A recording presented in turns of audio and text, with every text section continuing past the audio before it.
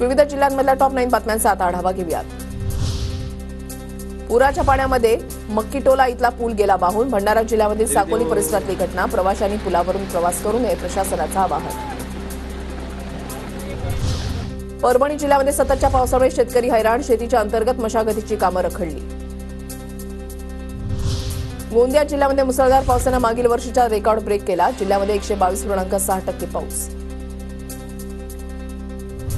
नागपूर ते मुंबई समृद्धी महामार्गावरून 1 कोटी वाहनांची धाव। एमएसआरडीसीच्या तिजोरीमध्ये 19 महिन्यामध्ये 826 कोटी जमा। सोलापुरात लोक अदालतीमध्ये 114.45 कोटींच्या तडजोडीनं 11,000 प्रकरणं निकाली। 1,22,000 प्रकरणांपैकी 11,413 प्रकरणं निकाली।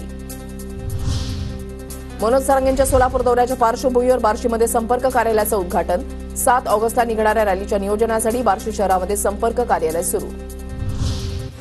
सोलापूरमध्ये आषाढ महिन्यामध्ये लक्ष्मी आई मरियाई देवींच्या यात्रेला सुरुवात। बार्शी तालुक्यामधल्या पानगावमध्ये लक्ष्मी आईच्या यात्रेला उत्स्फूर्त असा प्रतिसाद। जेजुरीमध्ये ट्रस्टच्या बरखास्तीची मागणी। 2 विश्वासांकडूनही सहधर्मादाय आयुक्त कार्यालयाकडे देवस्थानच्या सर्व कारभाराच्या चौकशीची मागणी। करडामधील गजानन हाऊसिंग सोसायटी ते करवडी रस्त्याच्या दुरुस्तीसाठी रस्ता रोको आंदोलन। प्रहार संघटनेसह स्थानिकांकडून आंदोलन करत रस्ता दुरुस्तीची मागणी।